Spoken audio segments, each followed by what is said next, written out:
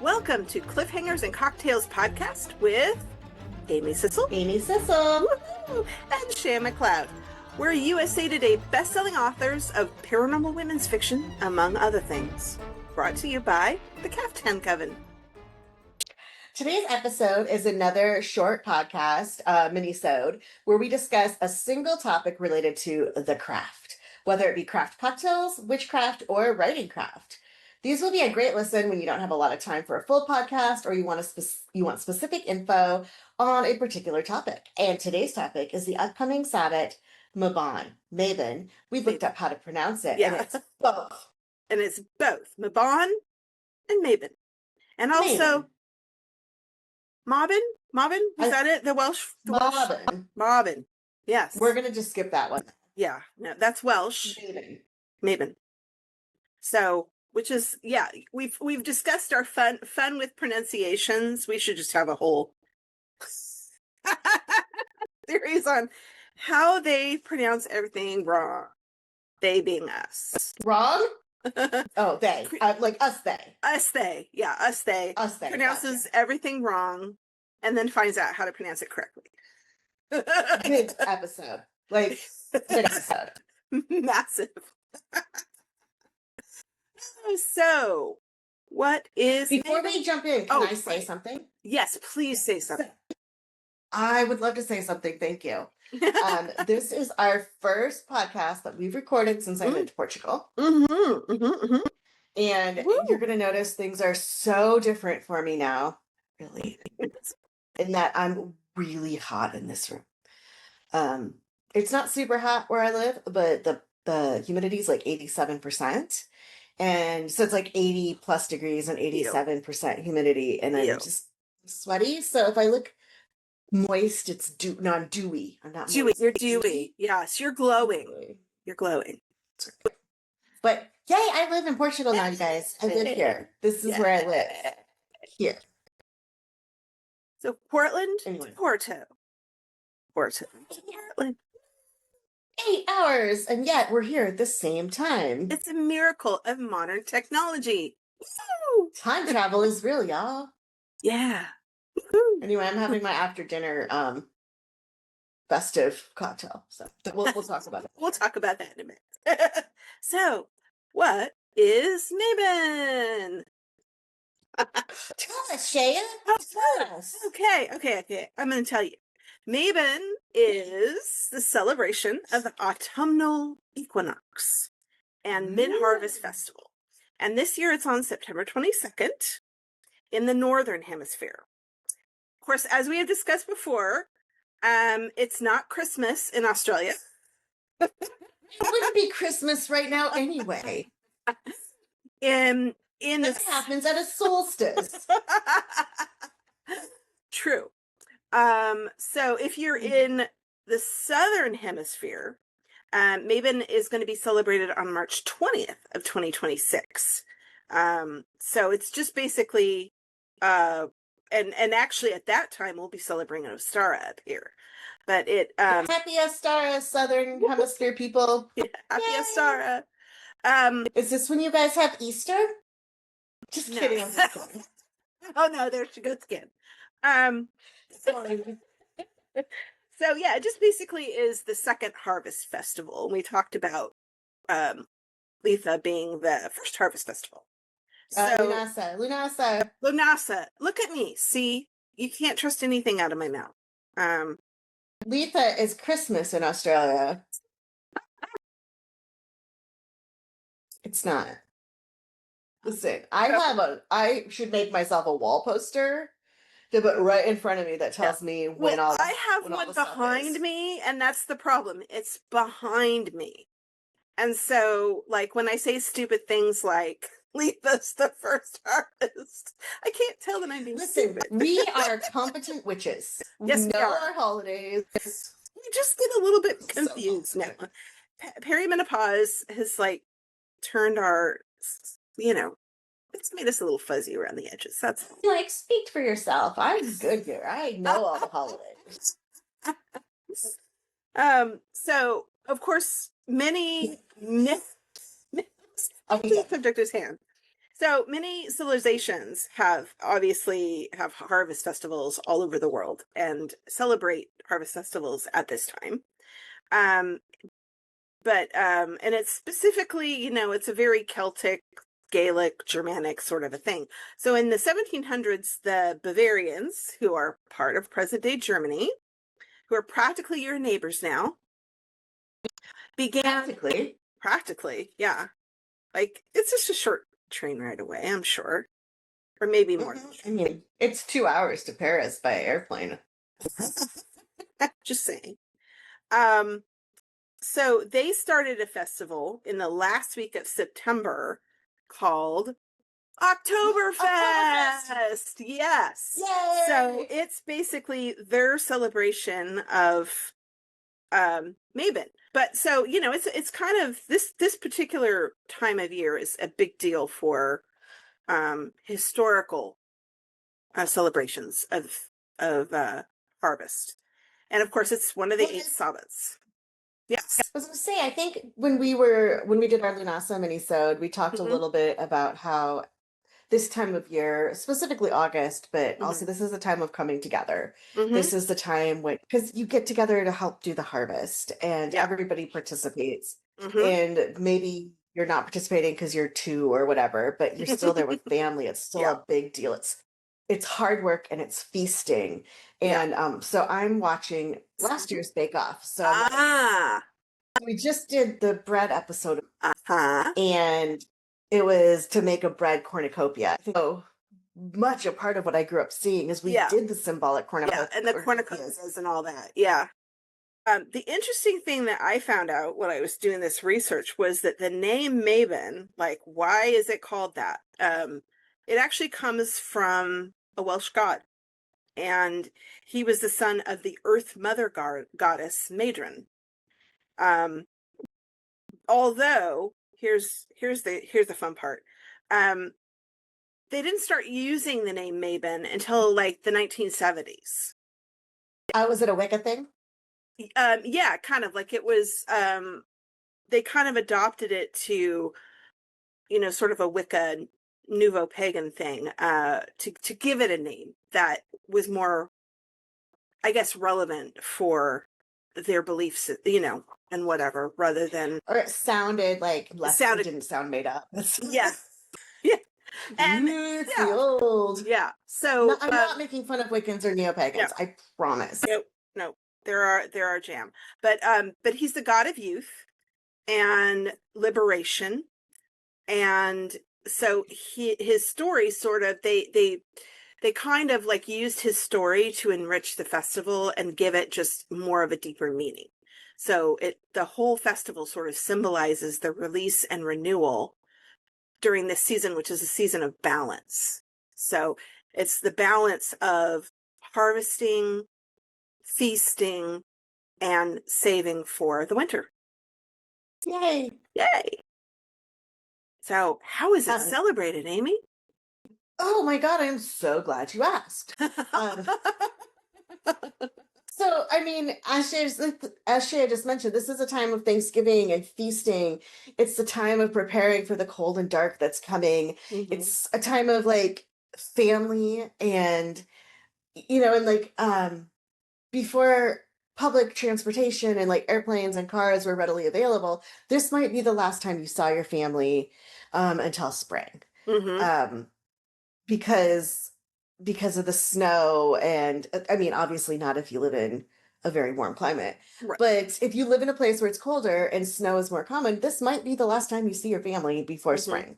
Depending on how far away they live. And so this is really just that time of giving thanks for family, preparing for the darkness, the literal darkness as the sun goes away, not permanently, and then also kind of the preparing for the solitude of winter. Absolutely. And how else do we celebrate? Yes. I know. So we got to thank the gods. Yes. And like I mentioned earlier, this was something very much in my not pagan upbringing that we did, as we thanked the god that we believed in, again, for the harvest with the festivals. But this is when you thank whatever god or goddesses that you believe in, whether it's, Mabon, the Welsh god, or like nature, however it expresses to you, The universe, or mankind, whatever. whatever. Yeah. Thank you. Yeah. Thank you for this abundance. Thank you for this. And like some of these offerings that you'd make as thanks included apples, wine, and grain, because those are the things that are ripe and ready for harvest right now, along with some other things. But Yeah. those are like big things. And so with these festivals, with these parties, a lot of times, unless you grew up like Methodist, there's part of the celebration is drinking. And it's the harvest, it's the stomping of the grapes. Yeah. It's yeah. So Shea, did you have a celebratory cocktail that you wanted to share with the group? Amy, I did. I am so glad you asked. I am going to share my cocktail and then we'll share Amy's cocktail because it's real good, y'all. So this is a riff on a Mabon sort of, it's like an old fashioned. And now you'll see it's quite pink.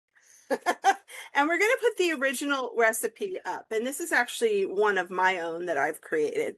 And did you take a picture of it for the pod? I did take a picture of it. Yes. So we'll be able to get it up there. I did not take a picture of mine. The original recipe, so of course it calls for bourbon and whatnot. Now my original recipe calls for blackberry puree. This is like sort of the end of the blackberry harvest. So blackberries are nice and sweet and fresh. And it also calls for, well, my recipe calls for prickly pear syrup, but you could, use whatever. It's a bourbon-based cocktail. So you can kind of mix up the syrups and the puree. You could use whatever fruit or syrup flavor that you have on hand that sounds good to you. And I didn't have blackberries or prickly pear syrup on hand. Did you make this with your heart? I made this with my heart a little bit. Yeah, actually, this is one that I often make with my heart because I've made it so many times. And I don't make it in a shaker usually. I just mix it in the glass and don't even worry about it. So yes, it is a heart-based cocktail. But I used raspberries instead of blackberries because I happen to have some fresh raspberries on hand. And I used grenadine, which is pomegranate syrup, instead. Pomegranate's great for this time of year. Yeah, the pomegranates are very much this time of year thing. So it still works very well for this time of year. This is much tartar than my original recipe, which is a little more sweeter because of the blackberries and the prickly pear. So this has got a nice tart, sharp bite if you like that sort of thing. If you don't, add a little bit more grenadine. And Amy, what kind of fabulous cocktail have you prepared for Mabon? I am so glad you asked. So as I mentioned, one of the rituals, one of the harvest offerings that we can make is grapes, wine. And so I thought, what better way to show my appreciation to the gods, to the earth, for everything that has come our way, the fruitfulness of the season, the abundance that I've experienced, than to drink a traditional offering of grape juice from my new home country, Portugal. Portugal, yay! And I am guessing by the bottle, this is grape juice which has been fermented over an amount of time. Over an amount of time. Yes, this is a 2021 grape juice. And it's just, I don't know what grapes are in here. It's a Vinho Tinto. And it's Portuguese red wine. That's all. Excellent. And you made it with your heart. I poured it with my heart, and this was much fuller when I started. Because I did pour it with my heart. But I mean, Shea, I don't know if you're going to talk a little bit about the magical properties of the ingredients in your drinks, or if you already did that and I just totally spaced out because I was so excited for my drink. You talked about red wine is spiritually, magically can symbolize a whole range of concepts. People use it to symbolize love and passion and warmth, but also it's very much for prosperity, Mm-hmm. for that abundance, for that harvest, for the spiritual connection. It's often used in rituals for these purposes, and it can symbolize the vitality of blood. And it's because it's associated with Dionysus, um, who is one of the oracle type gods, Mm-hmm. it can lead to increased insight and sense of oneness with the world. And I just think that when we talked about the oneness and we talked about coming together and harvest, I just think that this fits in really well. And I'm not just saying that because I panicked about making a whiskey cocktail. No, I promise. This is yes. deliberate. I planned this. And I know, Shea, I said yesterday that, oh, I'll do a whiskey drink. Uh-huh. But I was just trying to like surprise you. Oh, okay. Yes, It- that makes yeah. absolute sense, and I 100% believe you. Awesome. Thank you. So, I know we've talked about the magical and spiritual properties of all the blackberries and ingredients. the only so this kind of is different because I switched up the ingredients. But like we said, pomegranate is very magical this time of year. It's all about, renewal, rebirth, uh wealth, etc. And raspberries are a very feminine energy, and they're about fertility, love, and protection, which frankly is a great energy any time of year. But so it's just, and you can change the sort of the meaning, the energy, the vibe of your cocktail very easily by changing the ingredients. But it's always magical. It's always going to have that lovely, firm foundation of uh, richness and protection and good vibes. Good vibes.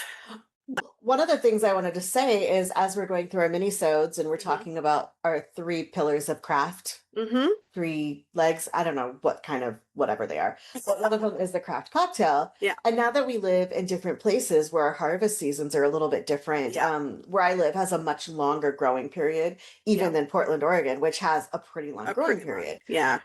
And we have different ingredients available, Mhm. just because of the different climates and cultures and locations. Yeah. So we'll do craft cocktail mini-sodes where we like start with the basis of something and then see where it takes each of us as we use what's locally available or readily available to craft these cocktails, these magical drinks. It's going to be really interesting because you may have things that aren't available to me, and I'll have things that aren't available to you. So this is going to be a fun and interesting experiment about how to create these different cocktails with what's on hand, or how to tweak them to use different ingredients. So I'm kind of looking forward to that.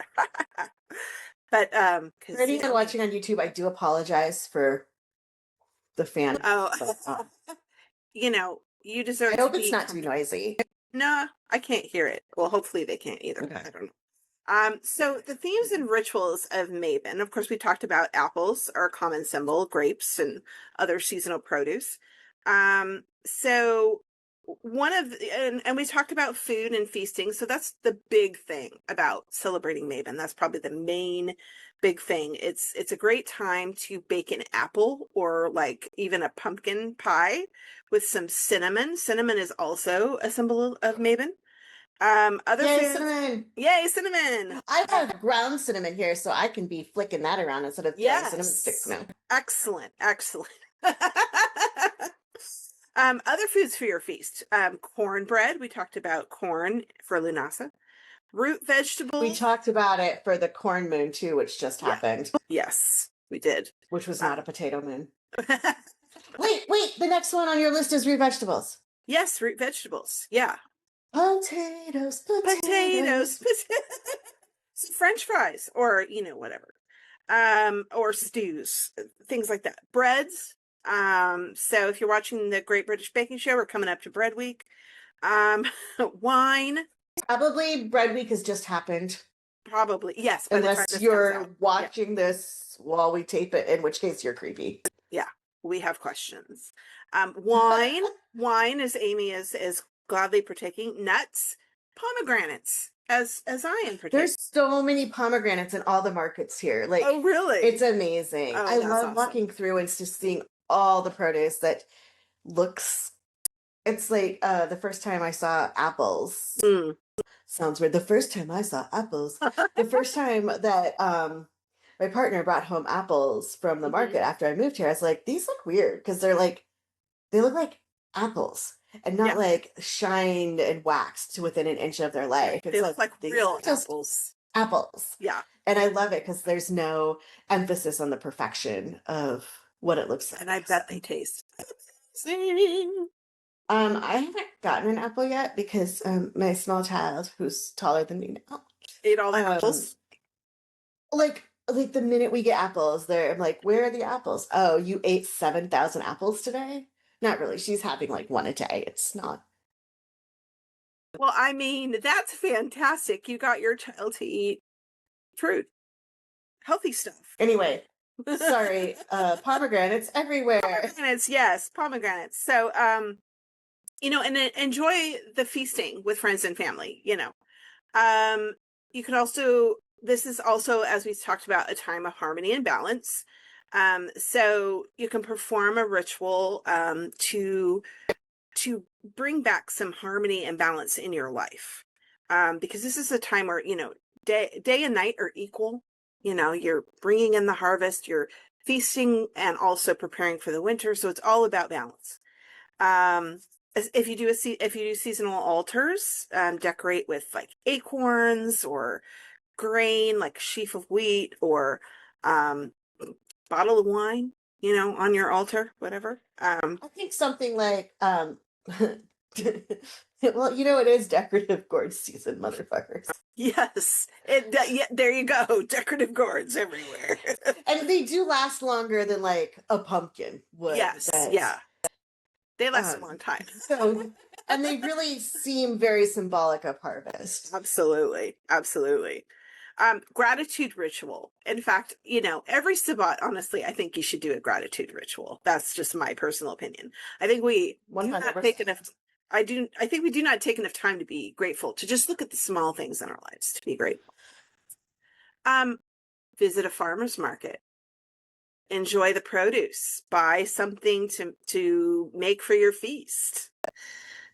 Clearly, someone has access to some fabulous markets over there.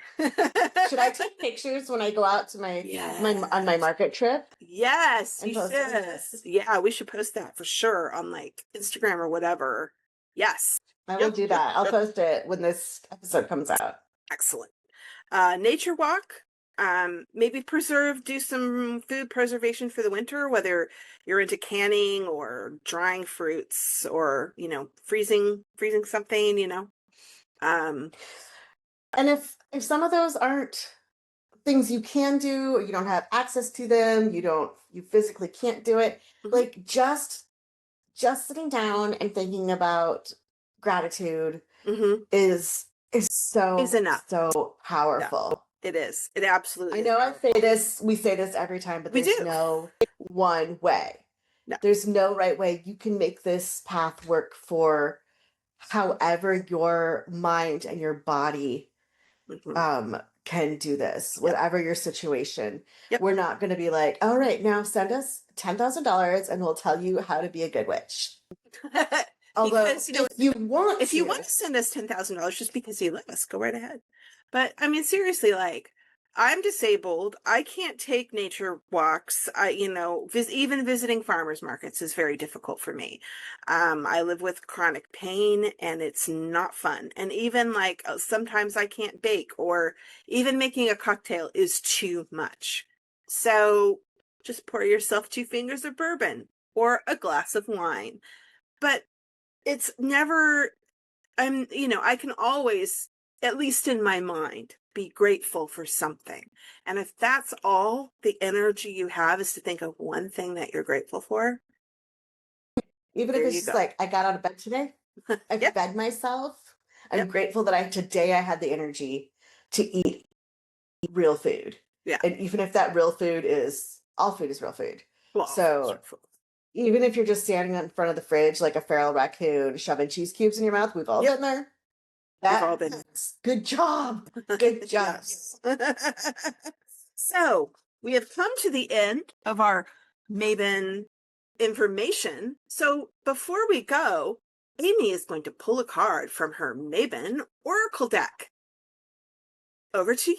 We must be almost all the way through these. I think, I don't remember when we started doing this. I don't did either. we do one for Samhain last year?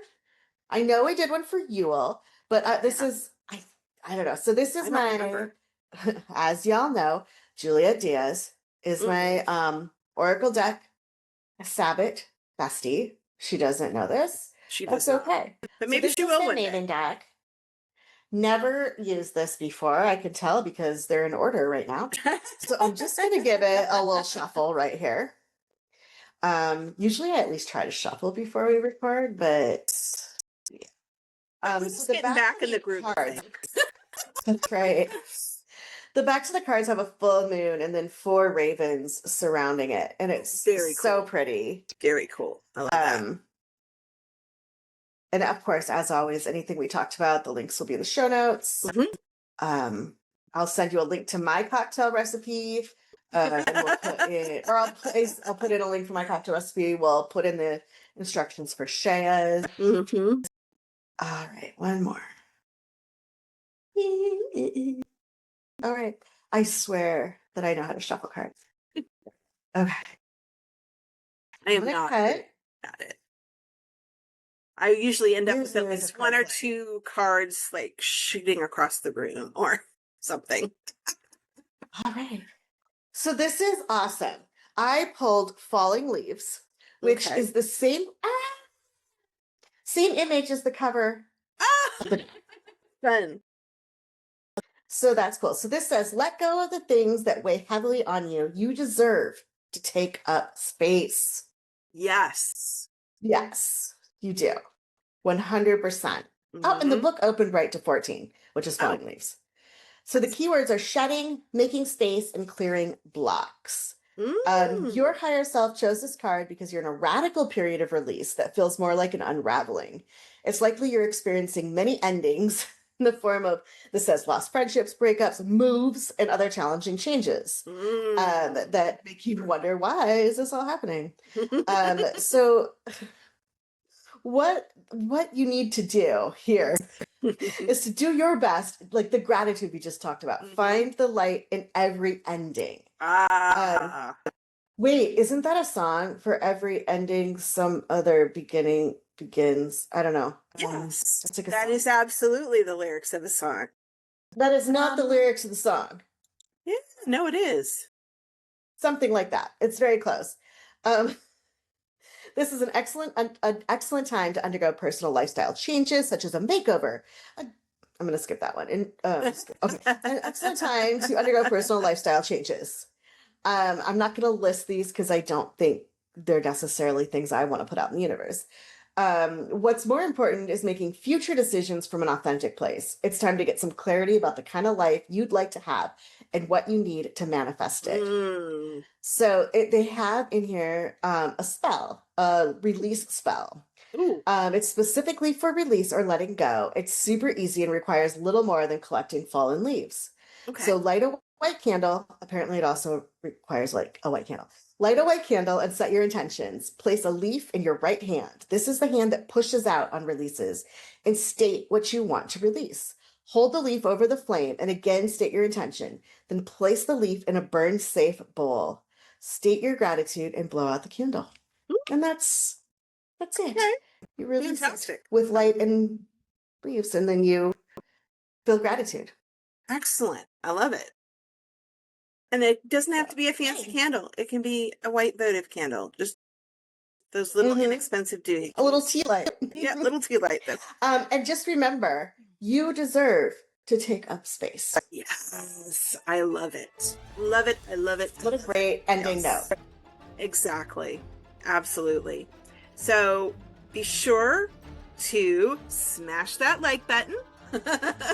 Follow us. Subscribe. Share. Rate. And we will put all the links. Follow us on Instagram. Yes. Come over, follow us on Instagram. Absolutely. And if you have questions, about any of the 3 crafts we talk about. If you have a suggestion for a book you'd like us to read, or an author you'd like us to interview, or anything, slip into our DMs. Slide right in. Thanks for joining us once again, and we will see you next time on Cliffhangers and Cocktails. Bye.